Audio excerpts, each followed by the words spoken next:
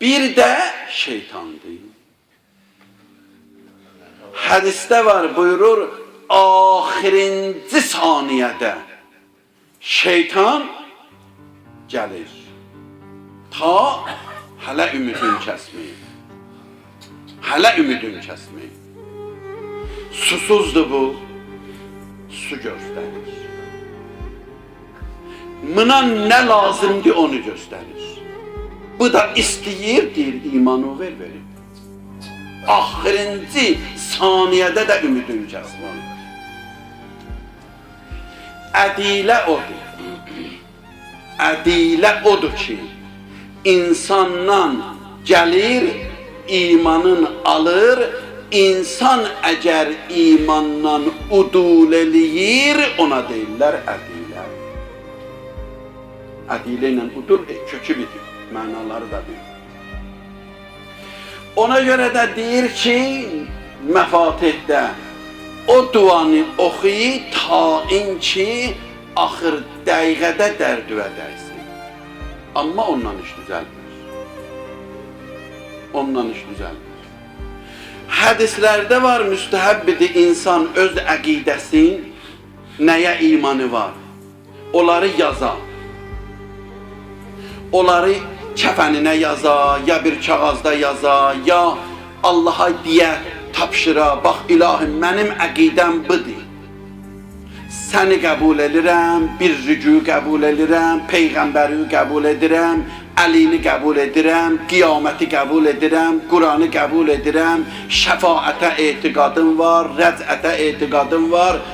52 dənə bir şey ki, Şiə ona mötəqiddir, əqidəsi var. Şiənin əqidəsi 52 dənə. O 52 dənəni yazasan, saxlayasan, axır saatda şeytan səndən ala bilmir. Tapşırırsan Allah'a. Bunların hamısı düz. Amma bunlarla düzəlmir. Niyə düzəlmir? Buyurur, təhlükə ondadır ki,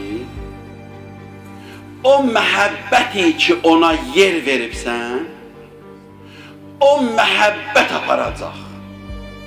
Təhlükə odur. Hər şeyə ürəyində yer veribsən məhəbbətinə, axır saatda ixtiyar səndədir, o məhəbbət səni aparacaq. Həqiqi məhəbbət. Əgər naməhrəmin məhəbbəti ürəyindədir, o aparacaq. Əgər malın məhəbbəti ürəyindədir, o aparacaq.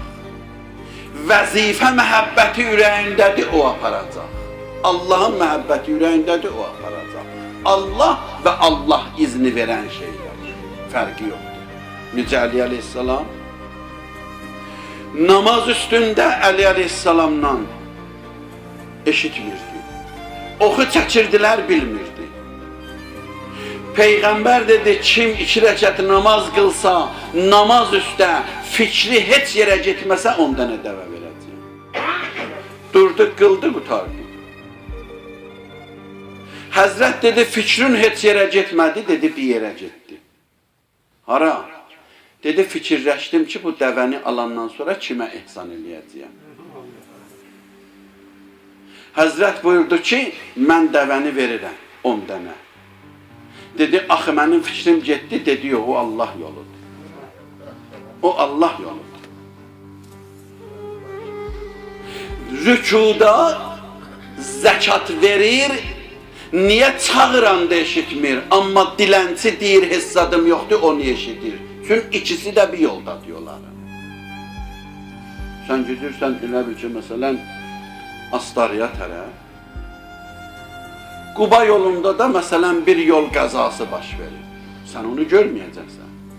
Astara yolunda olsaydı görərdi.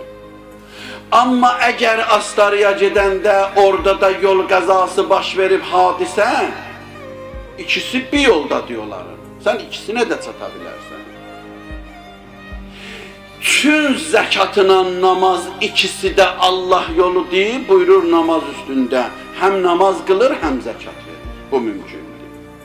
Bu mümkündür.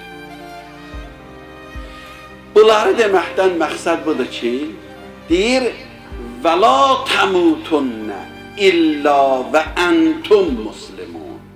Mömin olmaq olar, təqvalı olmaq da olar. Amma təqvalı qalasan və dünyanı dəyişəndə təqvanən dünyadan çıxasan, o hamıya nəsib olmaz. O az adama nəsib olur.